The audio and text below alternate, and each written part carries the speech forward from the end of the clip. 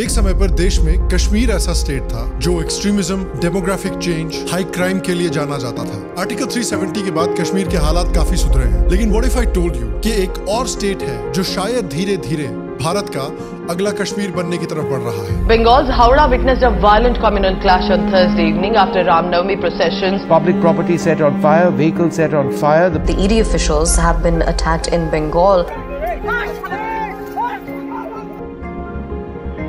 हाल में ही संदेश खाली में क्राइम्स अगेंस्ट वुमेन का एक बहुत ही भयानक एग्जाम्पल आया है। वो लोग आप देखो कैमरे के सामने कोई आना नहीं चाहता है, डरे हुए हैं, प्रशासन इनको कोई हेल्प नहीं करते।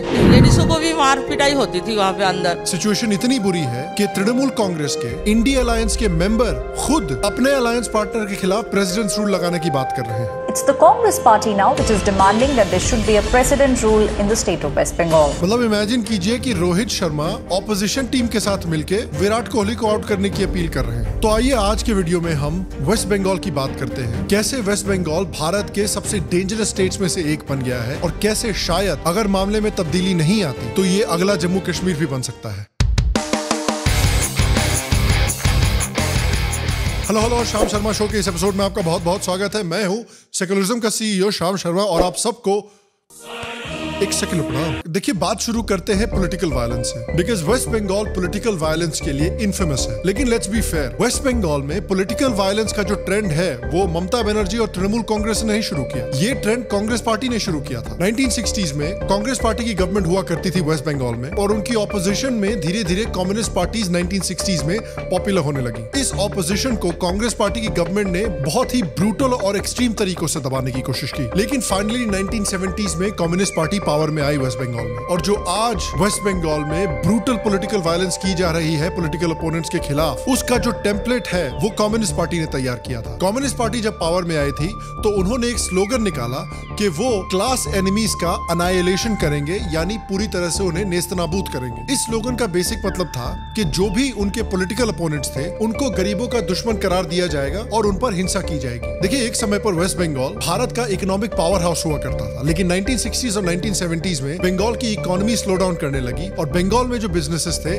वो धीरे धीरे बंगाल छोड़कर दूसरे स्टेट्स में जाने लगे और इस वजह से बंगाल में अनएम्प्लॉयमेंट भी बढ़ने लगी। और बंगाल की इकोनॉमिक हालत को फिक्स करने के बजाय कम्युनिस्ट पार्टीज ने डिसाइड किया कि जो अनएम्प्लॉयड लोग हैं, खासकर जो अनएम्प्लॉयड यंग मर्द हैं, उनको नौकरी देने के बजाय बेसिकली उनको अपनी गुंडागर्दी के ऑपरेशन में शामिल कर लेते हैं। बिहार की तरह ही गुंडागर्दी और क्राइम एक तरह से वेस्ट बंगाल की सबसे बड़ी इंडस्ट्री बन गई। कम्युनिस्ट पार्टी के जो ये नए गुंडे थे ये गांव-गांव में जाते थे और जहां पर भी कांग्रेस पार्टी के सपोर्टर्स मिलते थे उन्हें धमकाया जाता था या मारा जाता था या उनके घर और गांव से निकाला जाता था। कई जगह पर तो उनकी प्रॉपर्टी और उनके खेत भी हड़प लिए गए थे और पॉलिटिकल वायलेंस की इतनी बुरी हालत हो गई कि कुछ बहुत ही इनफेमस मैसेकर्स कम्युनिस्ट पार्टी के कार्डर्स के द्वारा अलेजिडली किए गए वेस्ट बंगाल में। एक ऐसा मैसेकर था सैनबाड़ी मैसेकर, जहां पर सैन परिवार के 3 लोगों का खून किया गया और अलेजिडली उनके खून को चावल में मिक्स करके उस परिवार की मां को खिलाया गया। इसलिए क्योंकि ये 3 जो लोग थे ये कांग्रेस पार्टी के बड़े सपोर्टर माने जाते थे और वो कम्युनिस्ट पार्टी को सपोर्ट करने को तैयार नहीं हो रहे थे। ऐसा एक और भी भयानक एग्जाम्पल था मरी झापी मैसेकर। देखिए, भारत का जब पार्टीशन हुआ था, पार्टीशन होने के जल्द बाद ही ईस्ट पाकिस्तान में जो हिंदू पॉपुलेशन थी उनको बहुत परसिक्यूट करना शुरू कर दिया गया। उस परसिक्यूशन से बचने के लिए ईस्ट पाकिस्तान के जो हिंदूज थे वो रेफ्यूजी बन के वेस्ट बंगाल में आकर सेटल करने लगे। कई ऐसे रेफ्यूजीज वेस्ट बंगाल के मरी झापी में आकर सेटल किए। कम्युनिस्ट पार्टी ने डिसाइड किया कि भाई हम रेफ्यूजीज को यहाँ पर सेटल नहीं होने देंगे, इनको वापस ईस्ट पाकिस्तान चले जाना चाहिए। अब वहाँ के रेफ्यूजीज ने कहा कि देखिए, हमारे साथ बहुत बुरी तरह से परसिक्यूशन हो रही है वहाँ पे, अगर हम वहाँ जाएंगे तो जिंदा नहीं बचेंगे, हम नहीं जाने वाले वापस। और इसके रिस्पॉन्स में कम्युनिस्ट पार्टी के गुंडों ने और कम्युनिस्ट पार्टी के कंट्रोल में जो पुलिस थी उन्होंने मरी झापी पर हमला किया और 1700 इनोसेंट बंगाली हिंदू रेफ्यूजीज को बेरहमी से मार दिया। याद रखिए कि ये रेफ्यूजीज मेनली शेड्यूल कास्ट और ओबीसीज थे। यही कास्ट है जिनकी अपलिफ्टमेंट की बात हमेशा करती रहती है कम्युनिस्ट पार्टीज। इतना अपलिफ्टमेंट कर दिया कि सीधे ऊपर ही पहुंचा दिया। मरी झापी मैसेकर को इंडिपेंडेंट इंडिया की हिस्ट्री का worst state sponsored killing of Indian citizens का इंसिडेंट माना जाता है। मरी झापी मैसेकर के लिए जो लोग जिम्मेदार थे उसमें से एक को भी अकाउंटेबल नहीं किया गया है, ना उनमें से एक को सजा हुई है आज तक। इसी लेवल की हिंसा जब Trinamool Congress as a viable political alternative उभर कर आने लगी, वैसे ही हिंसा तृणमूल कांग्रेस के साथ भी लेफ्ट पार्टीज ने करनी शुरू की। चाहे पंचायत के हो, डिस्ट्रिक्ट के हो या स्टेट के इलेक्शंस हो, भारी मात्रा में तृणमूल कांग्रेस और लेफ्ट पार्टीज के बीच में हिंसा होती थी। और फाइनली जब 2011 में तृणमूल कांग्रेस ने और ममता बनर्जी ने कम्युनिस्टों को हराया और 34 साल के बाद उनको पावर से निकाला, तो न सिर्फ बंगाल के लोगों में लेकिन पूरे भारत के लोगों में ये होप थी कि ममता बनर्जी एक तरह से स्टेट की सेवियर बनेगी और तृणमूल कांग्रेस ये इतने सालों से जो पॉलिटिकल वायलेंस का सिलसिला चल रहा है वेस्ट बंगाल में, उस सिलसिले को भी खत्म करेगी। लेकिन अनफॉर्चुनेटली जैसा कि आप जानते ही हैं, बेसिकली एक डिक्टेटरशिप को दूसरी डिक्टेटरशिप से रिप्लेस कर दिया गया। मतलब एक बकवास ऑप्शन को दूसरे बकवास ऑप्शन से रिप्लेस कर दिया गया, यानी ब्रह्मास्त्र को आदि पुरुष से रिप्लेस कर दिया गया। और जो वायलेंस लेफ्ट परपेट्रेट कर रहा था, वही वायलेंस हम आज भी देखते हुए आ रहे हैं। 2020 और 2021 के बीच में नेशनल क्राइम रिकॉर्ड ब्यूरो के रिकॉर्ड्स के हिसाब से वेस्ट बंगाल इंडिया में बिहार के बाद पॉलिटिकल मर्डर्स के रेट में दूसरे नंबर पर है। 114 ऐसे मामले दर्ज किए गए थे। जिस तरह कम्युनिस्ट ने तृणमूल कांग्रेस को टारगेट किया था जब तृणमूल कांग्रेस एक वायबल पॉलिटिकल ऑल्टरनेटिव की तरह उभर रही थी, उसी तरह आज तृणमूल कांग्रेस बीजेपी को टारगेट कर रही है जब बीजेपी एक वायबल पॉलिटिकल ऑल्टरनेटिव की तरह बंगाल में उभर रही है। अकॉर्डिंग टू अमित शाह, पिछले कुछ सालों में 300 से ज्यादा बीजेपी वर्कर्स को मारा गया है पॉलिटिकल वायलेंस में बंगाल में। 2023 में जो पंचायत चुनाव हुए हैं उसमें 45 लोगों की जान गई है और 2021 के इलेक्शंस में 52 लोगों की जान गई थी। 45 people have died as of today as far as the panchayat elections of 2023 in West Bengal is concerned. इससे पहले के असेंबली चुनाव 2021 में लगभग 52 लोगों की हत्या हुई थी। 2021 के इलेक्शंस के बाद खबर आई थी कि 300 से ज्यादा बीजेपी वर्कर्स को पॉलिटिकल वायलेंस के कारण अपना घर छोड़ना पड़ा था और वो आज भी वापस बंगाल लौटने में घबराते हैं। कई ऐसे इंडिविजुअल एग्जांपल्स भी आपको मिल जाएंगे जिनको मेन स्ट्रीम मीडिया रिपोर्ट नहीं करती, जहां पर इंडिविजुअल बीजेपी के वर्कर्स को पॉलिटिकल वायलेंस में तृणमूल कांग्रेस के द्वारा अलेजिडली टारगेट किया गया है। Bengal BJP leader Manish Shukla shot dead on Sunday evening. ठीक है, আমার একটাই দোষ, আমি একজন বিজেপি কর্মী। यहां तक कि बंगाल के बीजेपी के वाइस प्रेसिडेंट भी अलेजिडली तृणमूल कांग्रेस के पॉलिटिकल वायलेंस से सेफ नहीं है। इलेक्शंस के समय पर देखिए कितनी बुरी तरह से पॉलिटिकल वायलेंस और बूथ कैप्चरिंग के इंसिडेंट्स होते हैं।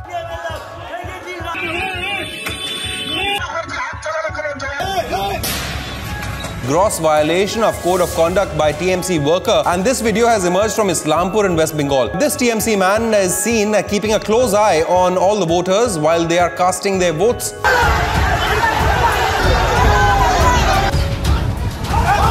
और इस तरह की जो बंगाल में वायलेंस होती है उसमें एक बहुत अनफॉर्चुनेट डिटेल ये है कि एक स्टेट जिसकी एक फीमेल चीफ मिनिस्टर है, वहां पर वायलेंस अगेंस्ट वुमेन भी बहुत बुरी तरीके से हो रही है। जब वेस्ट बंगाल में 2021 में इलेक्शंस हो रहे थे, उस समय पर ममता बनर्जी जो थी, उन्होंने बहुत कैंपेन किया था कि भाई उत्तर प्रदेश जैसे स्टेट्स में वायलेंस अगेंस्ट वुमेन बहुत होता है। लेकिन अगर आप उत्तर प्रदेश को, राजस्थान जैसे स्टेट्स को वेस्ट बंगाल से कंपेयर करें तो कुछ बहुत इंटरेस्टिंग स्टैटिस्टिक्स मिलते हैं। According to the National Crime Records Bureau report, West Bengal में क्राइम अगेंस्ट वुमेन 2020 में 2019 के मुकाबले 22% बढ़े हैं, जबकि उत्तर प्रदेश और राजस्थान जैसे स्टेट्स में क्राइम्स अगेंस्ट वुमेन 17% कम हुए हैं। And the National Crime Records Bureau has listed West Bengal as the state that tops the list for crime against women, but Chief Minister Mamata Banerjee has once again decided to take the ostrich route. तो ये obviously एक बहुत ही concerning trend है waste Bengal में। ऐसे कई cases भी आपने शायद मीडिया में सुने होंगे, जहां मालदा का केस है जहां पर 2 ट्राइबल औरतों के कपड़े उतारकर उन्हें असॉल्ट किया गया था। पश्चिम बंगाल मालदा जिला में किस प्रकार से 2 दलित महिलाओं को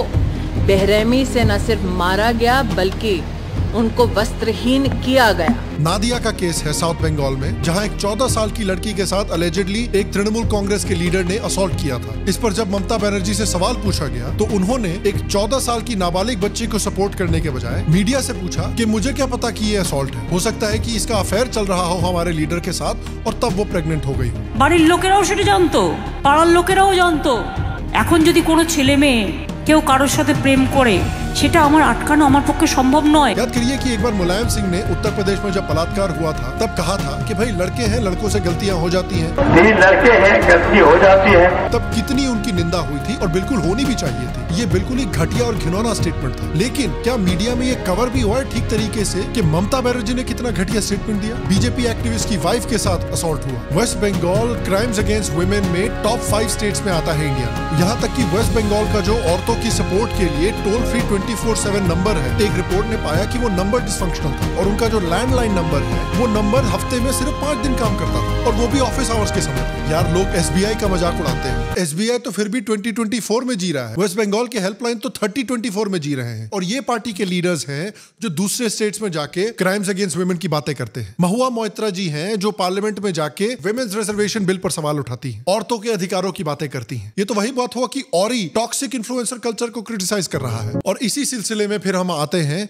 संदेशखाली इंसिडेंट पर। देखिए 5 जनवरी को एनफोर्समेंट डायरेक्टरेट ने TMC के एक लीडर शाहजहां शेख के घर पर छापा मारा एक राशन स्कैम के सिलसिले में। लेकिन वहां पर ED वालों को सिर्फ रोका ही नहीं गया बल्कि ऑलमोस्ट 1000 लोगों की एक भीड़ ने ED के ऑफिसर्स पर हमला भी कर दिया।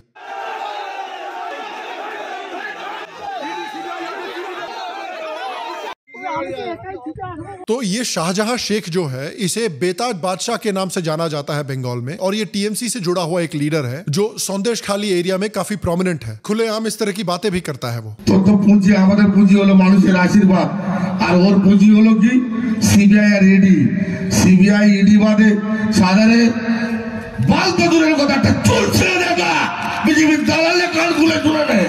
इंटरेस्टिंग बात यह हुई कि ED के रेड के बाद कुछ लोकल महिलाएं सामने आई जिन्होंने इस आदमी और इसके फॉलोअर्स के ऊपर आरोप लगाया कि ये लोग जबरदस्ती इनकी जमीन को हड़पते हैं प्रॉन कल्टीवेशन करने के लिए, और उतना ही नहीं बल्कि सालों तक इन्हें असॉल्ट और टॉर्चर भी किया गया है। বাড়িতে বাড়িতে হামলা করছেন, যেটা এখন দেখতে পাচ্ছি যে আমাদের মানে সন্দেশকারীতে থাকাটাই খুব রিস্কি হয়ে যাচ্ছে। ভালো ভালো বউজি, কম বয়সী বউজির সব নাম্বার দিতে হবে, যেতে হবে, কম বয়সী বউদের সব যেতে হবে ওখানে। হাগরাত গুলোকে দিয়েও মাঝে সাঝে ফোন করাতো, কি কাজ রাত 12টার সময় নারীদের উপরে অত্যাচার করতো। पुलिस कभी हमारी मदद नहीं करती, पुलिस कभी हमारे साथ नहीं रहती। अगर हम नहीं जाते तो वो हमारे पतियों को मारने की धमकी देते। एक लोकल महिला ने तो ये भी आरोप लगाया कि TMC के गुंडे इस इलाके में लड़कियां ढूंढते हैं और जिस घर में सुंदर लड़कियां मिलती हैं उसे किडनैप कर लिया जाता है। पार्टिर लोकेरा आगे एसे देखे जाबे जे कोन बाड़ीर बউটা देखते सुंदर, के कम बयसी, এইবার তার ঘুমকি চলে আসবে তোমার বাড়ির বউ তুমি ছেড়ে দাও, তুমি স্বামী হতে পারো কিন্তু তোমার কোনো অধিকার নেই, মানে নিয়ে চলে যাবে। ये आरोप लगने के बाद शाहजहां शेख फरार हो गया, लेकिन उसके कुछ चेलों को गिरफ्तार किया गया है। हमें अपना जमीन चाहिए, हमारा मान सम्मान जो है वो वापस चाहिए, वो मिलेंगे दोबारा से। ये शाहजहां, उसके वाहिनी में है शिबू, तम, সঞ্জু, রঞ্জু ধরে টেনেছে, শাড়ি আঁচল ধরে টেনেছে, এরকম অনেক মানে অনেকেই আছে এই ধরনের বাজে বিহেভ করছে। তাহলে মানে আমাদের মনটা কি বলে? तो ऑब्वियसली मीडिया इस मामले की तफ्तीश की बात कर रही है, शेख की गिरफ्तारी की बात कर रही है, लेकिन गवर्नमेंट शेख पर कोई कार्रवाई करने के बजाय मीडिया वालों को गिरफ्तार कर रही है।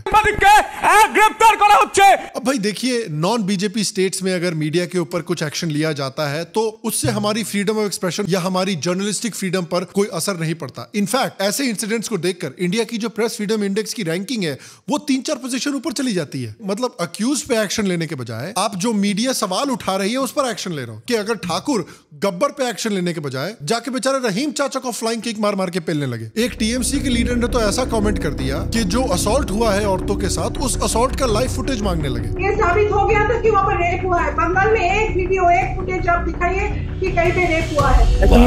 वाह दीदी। और ममता बनर्जी ने भी अपने असली रंग दिखाया और उन औरतों की मदद करने के बजाय, उन औरतों की बात सुनने के बजाय उनको BJP एजेंट एक तरह से डिक्लेयर कर दिया। जो मास्क लगाकर मीडिया से बात कर रहे हैं हम उन पर कार्रवाई करेंगे। ये सब BJP जो है बदनाम करने के लिए कर रही है।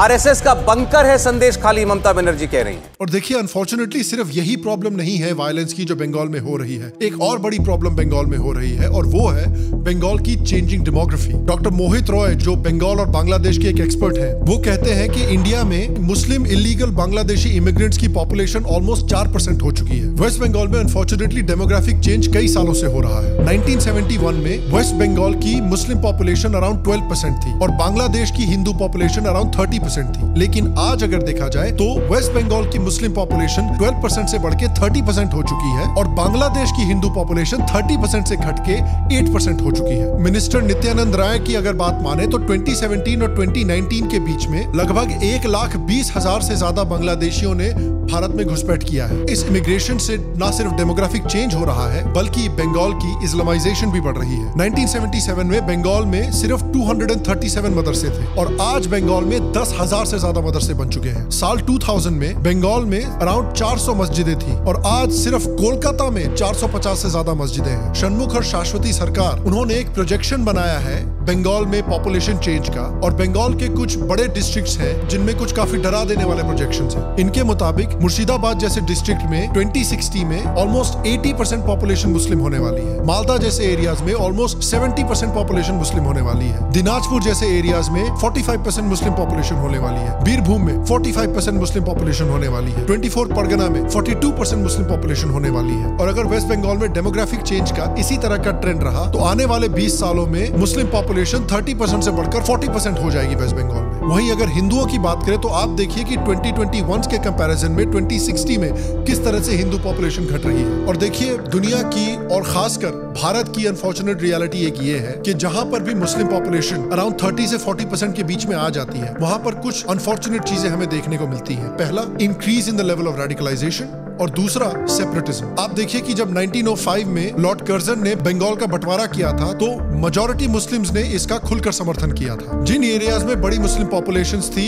इंडिपेंडेंस के समय पर उन एरियाज ने एक सेपरेट मुस्लिम्स के लिए देश डिमांड किया था। 1946 के प्रोविंशियल इलेक्शंस को याद रखिए, जिसमें बेसिकली 90% मुस्लिम्स ने एक सेपरेट पाकिस्तान के लिए वोट किया था। जब बांग्लादेश के सिलहट में भी रेफरेंडम हुआ कि भाई इनको इंडिया ज्वाइन करना चाहिए या पाकिस्तान ज्वाइन करना चाहिए, तो यहाँ के भी मुस्लिम्स ने भी ओवरवेलमिंगली पाकिस्तान के लिए वोट किया था। और इस सेपरेटिज्म के साथ साथ इन एरियाज में एक्सट्रीमिज्म भी बहुत हाई लेवल का देखा गया था। आप याद रखिए कि पाकिस्तान की डिमांड को पूरा करने के लिए किस तरह से 1946 में कैलकाटा में डायरेक्ट एक्शन डे ऑर्गेनाइज किया गया था, जिसमें इस्लामिक मॉब्स ने हजारों हिंदुओं का खून किया था। हाथों में चाकू और गंडासे लिए जिहादी भीड़ ने चुन चुन कर हिंदू पुरुषों को मारना और हिंदू महिलाओं से बलात्कार शुरू कर दिया।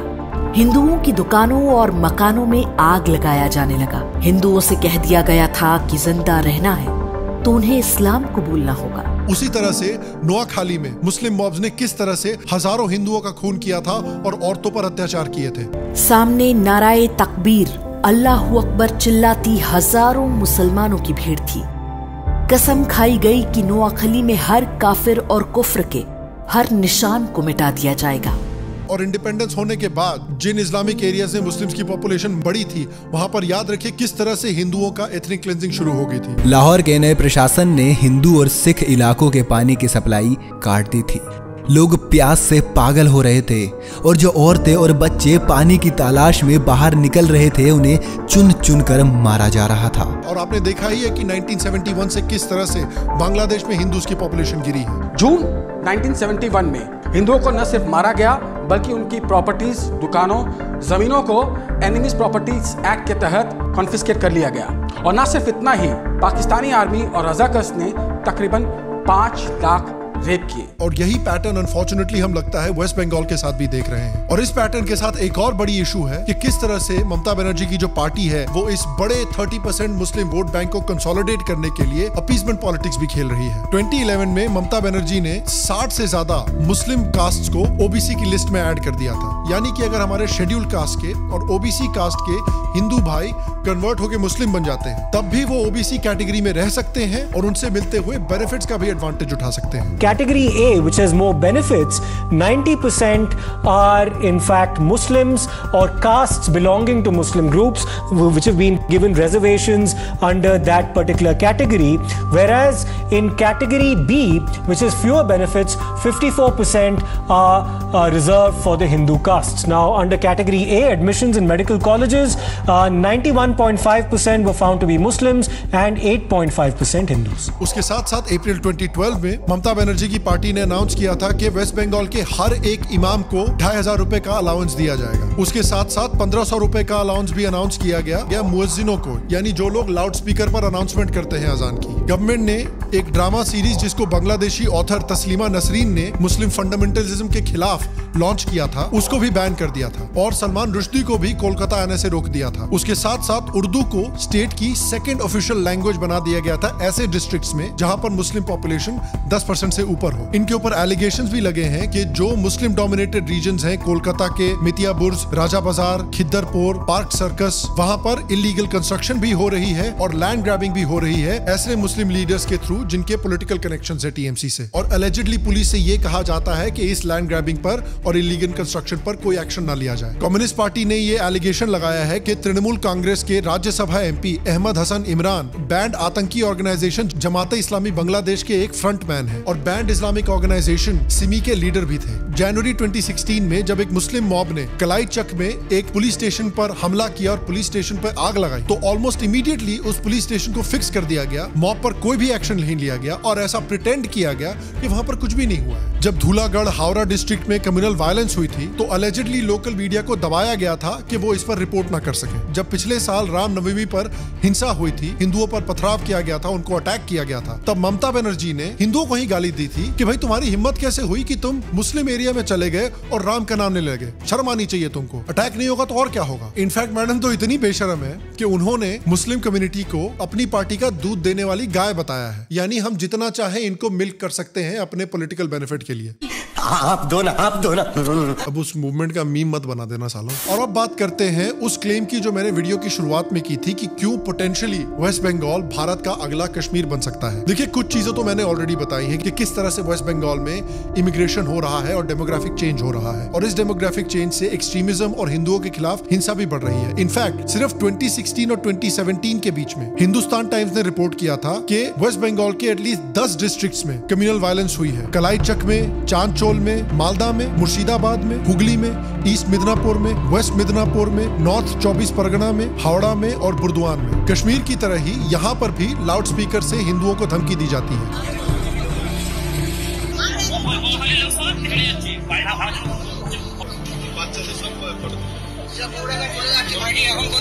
ये 2019 का इंसिडेंट है। मुस्लिम डोमिनेटेड एरियाज में हिंदुओं को धमकी दी जाती है कि उनको कहां वोट करना चाहिए। आसनसोल और रानीगंज में 2018 में रामनवमी के सेलिब्रेशन के समय पर हिंसा हुई थी।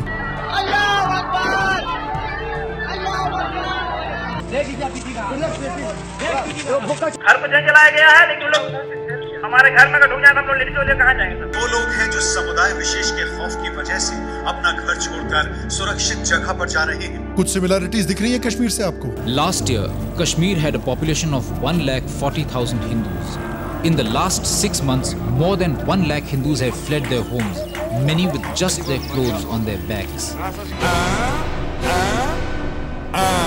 धूलागढ़ में भी हिंदुओं पर हिंसा हुई थी और पाकिस्तान जिंदाबाद के नारे लगे थे और हिंदुओं को मारो ये नारे लगे थे। आज মানে বলছে পাকিস্তান জিন্দাবাদ, হিন্দু हटाओ, এখান থেকে সারা कुछ लोग आनिए।